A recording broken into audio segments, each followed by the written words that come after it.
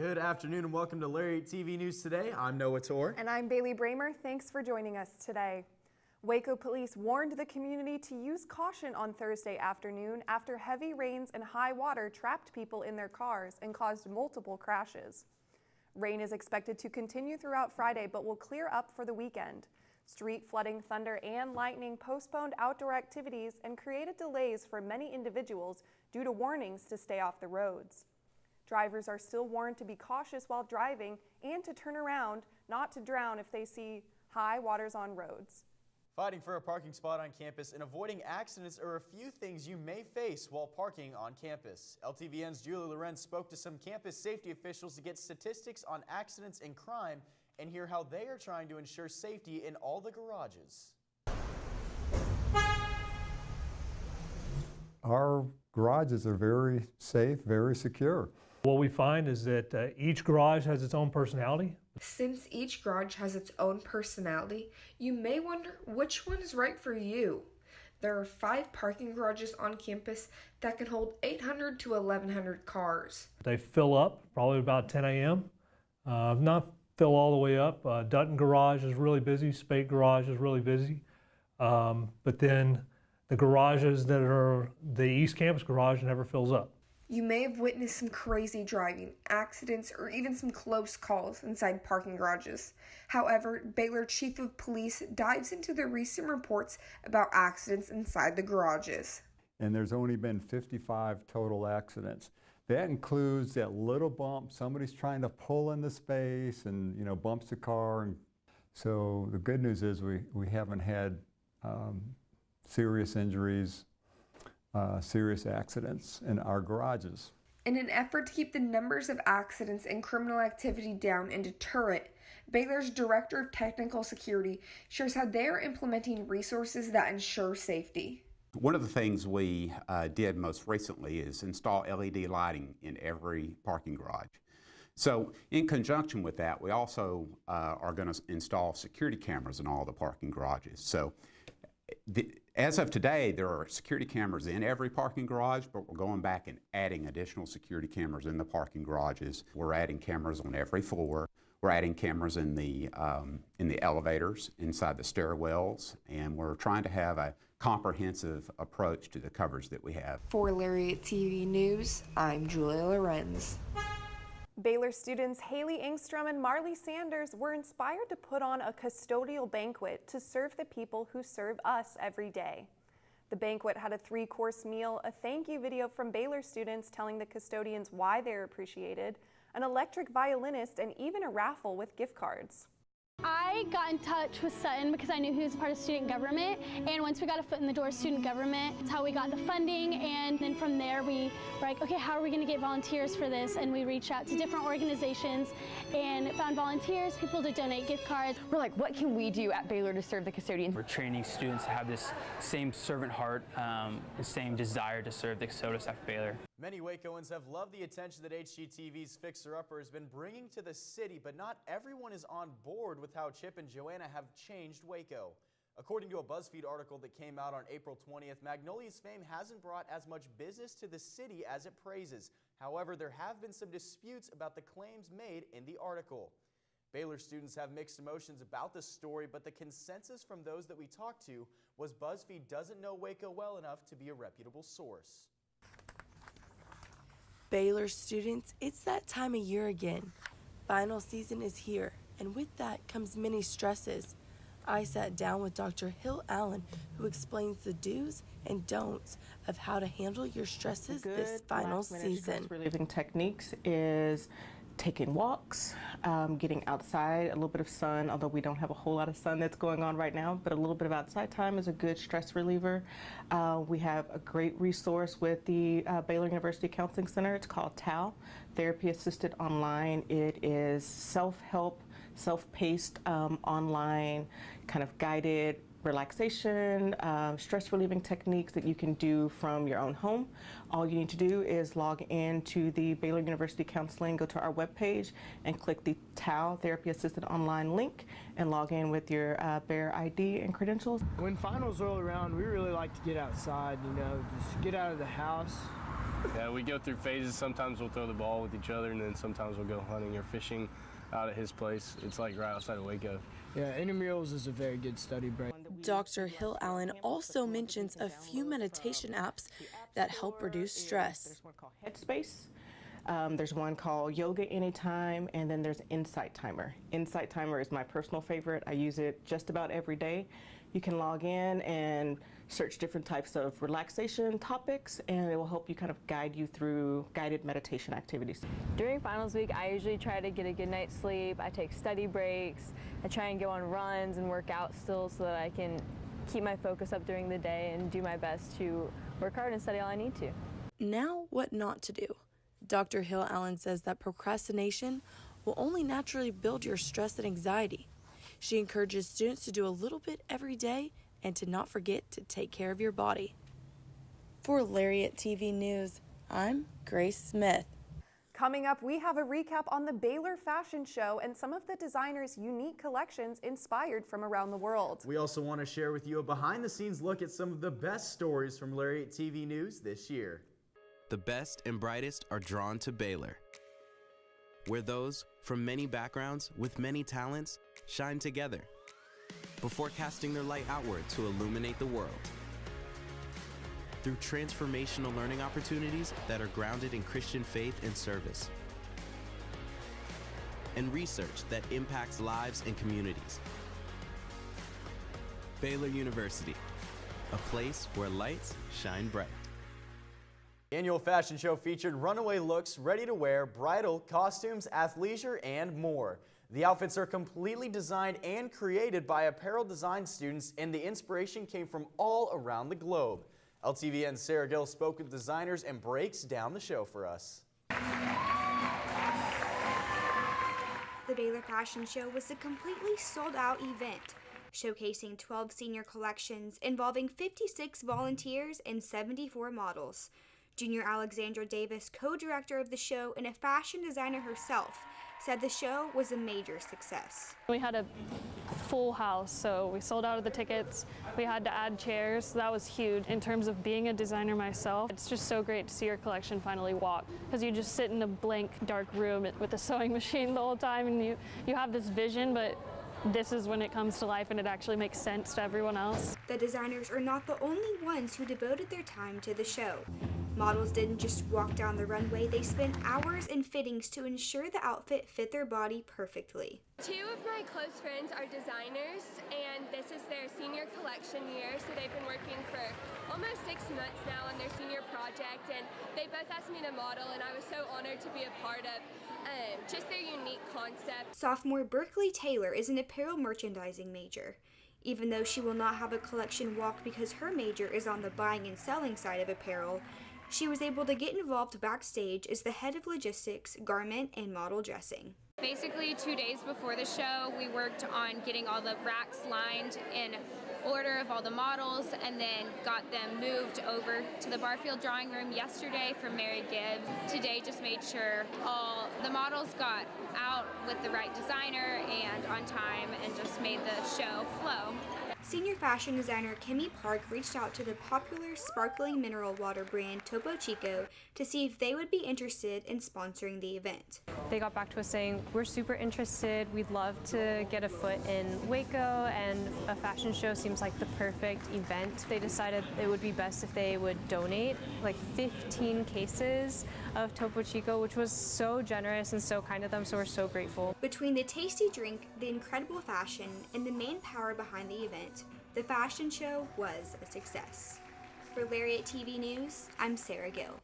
As Baylor seniors prepare to graduate, they are often met with congratulatory wishes and sentiments.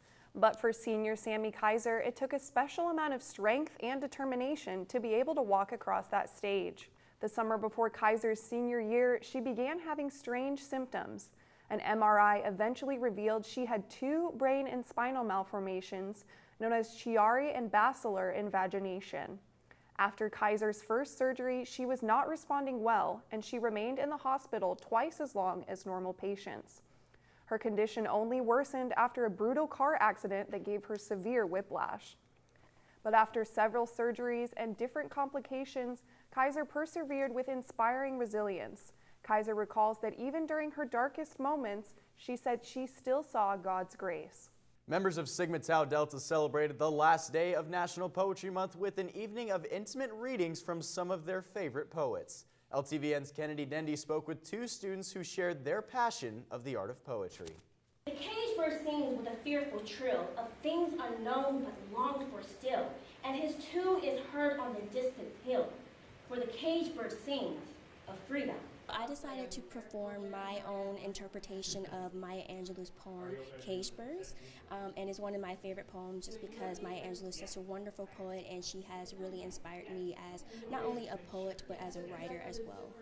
Both with those that loved me and alone. I read Ulysses by Alfred Tennyson, about the story of Odysseus from the Odyssey when he comes home to Ithaca and he just doesn't feel fulfilled, and so he decides to go out in his old age to still push the boundaries of human reason and to make some great adventures still happen.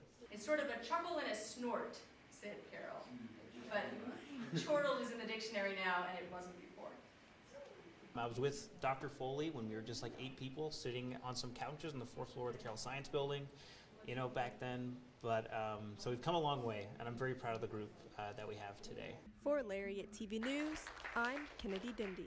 LTVN reporters have had a busy school year, covering everything from the Lady Bears' big win in Tampa to local updates on the Clary Act and crime log. Our reporters have chosen a few of their favorite stories to share with you. Let's check out what stood out to them this year.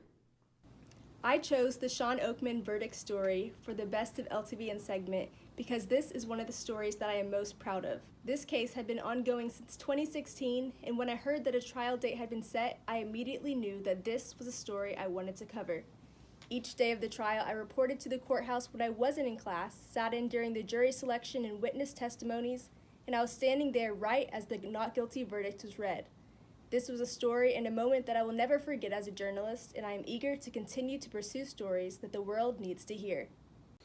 I chose my story from when Beto O'Rourke came to Baylor's campus to talk to some students during his 2018 Senate race, and it was a really cool opportunity because I wasn't even supposed to film it, and then it was pretty hot that day, so there was a lot of things going on. There was just a lot of students all outside of Common Grounds where he was speaking, but after I edited the video together and saw everything put together, and after I posted it and saw discussions about it and saw how many people were kind of seeing it, it really had a strong impact to know that this is the kind of work that I want to be doing, so it's cool. The story that I picked for our Best Of series was the textbook story that I did, and there was some controversy with students surrounding professors who wrote their own textbooks, but we had only heard from the student side of it and not from the professors. The textbook story was very important because some students felt like it was wrong for the professors to author their own books, but I really wanted to hear the professors' side of things, and they made some really good points, one of them being that the book can cover what they can't during class. My story about the bike police came all from personal experience. I was riding my bike home after a long night of being in the newsroom, and before I knew it, I heard a voice telling me to pull over. From this, I realized you can indeed get pulled over or even get a ticket when you're only on 2 wheels. I was curious about bike police, and I interviewed the police chief and discovered that tickets can be distributed by officers on bikes for violating laws. Earlier this semester, I met up with senior Clay Little to find out more about his love for aviation. This story really means a lot to me because I've known Clay for 3 years now and I know how much flying means to him. So I felt incredibly blessed to share his story since he had been flying since he was about 15 years old and was inspired to become a pilot because of his dad. One thing that I'll never forget about this story was being able to sit in the cockpit with Clay while we were in the air and literally flying right over Baylor's beautiful campus. I thought to myself one day, what really goes on inside the basement of Moody? My inspiration from this video came from when I was procrastinating my schoolwork in the basement of the library. I saw people working behind the front desk with 3D printers, and I had no idea students had access to that. Once I got an interview with the Tech Point coordinator, I found out that Baylor students have free access to so many creative resources, such as audio and video booths, cameras, tripods, lighting, and so much more. Up next, we've got the top 5 sports moments of the school year that will keep you on your toes. Sports with Cam Minters coming up right after the break.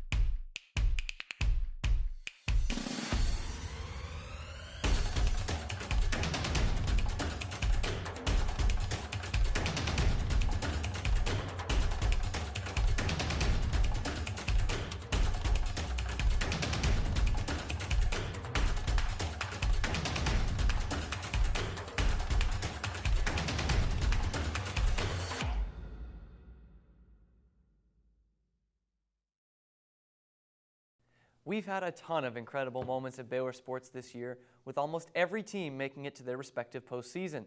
But who stood out the most? LTVN's Noah Torr picked the 5 best moments from this year, and a few might surprise you. All right, here we go. Going into the top 5 Baylor sports moments from this school year. Kicking it off at number 5, we've got Makai Mason popping off for 40 points against TCU, hitting 14 of his 20 shots, including 75% of his shots from deep. Mason's career high led the Bears to a 90-64 win over the Horned Frogs in their 6th straight win during their hot streak. Mason also set the record for the most points scored in a Big 12 game by a Baylor player. Moving on to number 4, we've got Baylor soccer making it to the Elite 8 for the 2nd year in a row. Baylor finished the season with 20 wins, the most in program history. The Bears finished on top of the Big 12 and even saw one of their seniors, Julie James, get drafted to play professionally. Rolling on to number 3, we've got the acrobatics and tumbling team winning their 5th straight national championship. Headed by head coach Felicia Mulkey, the Bears have shown their dominance over the competition for 5 straight years.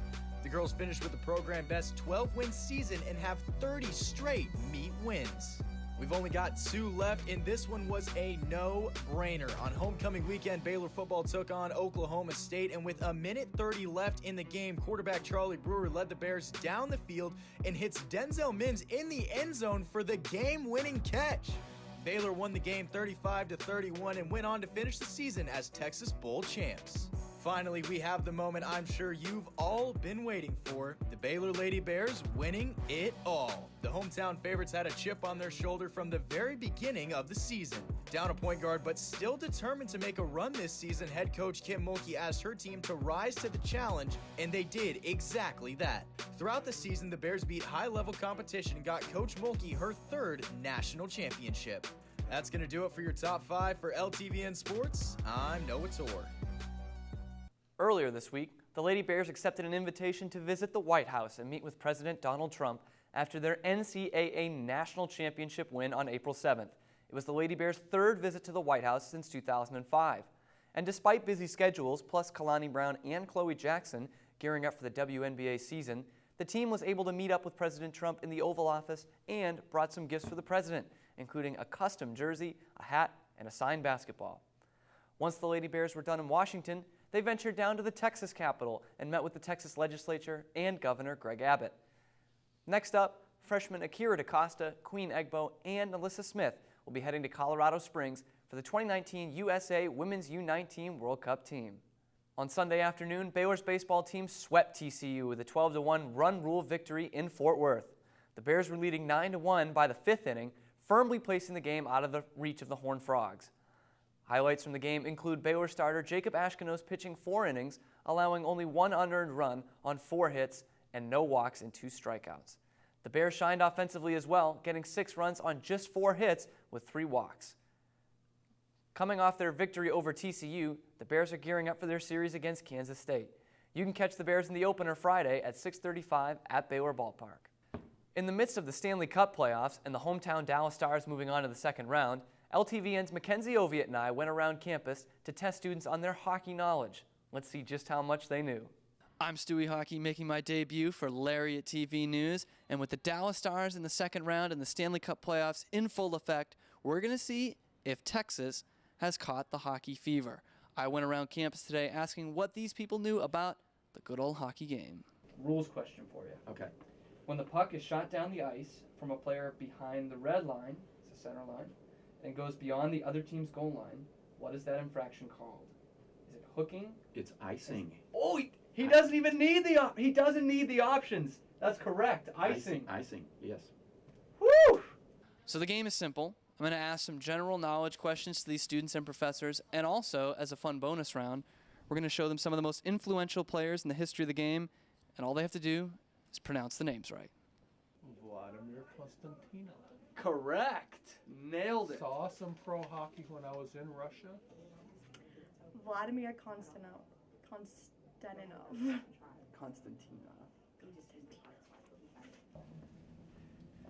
Vladimir Konstantinov. Very good. Excellent. Jaromir Jagr. I think it's out there. Jaromir Jagr. Eddie Giacomin. Eddie Giacomin. Giacomin. Okay. John Van Bisbrook. Van Beesbrook. Close. Shane Gottis Behair. Shane Gostisbehere. Okay, that nature's son. So we had a couple of hiccups in the pronunciation, but overall, I think a little bit better than we all expected. And maybe one day they'll be drinking Shiner out of the Stanley Cup. That's all the work that Stewie Hockey has for today. This is where the Cowboy skates away. This past weekend, Baylor softball fell to LSU in a 3-game series, 2-1.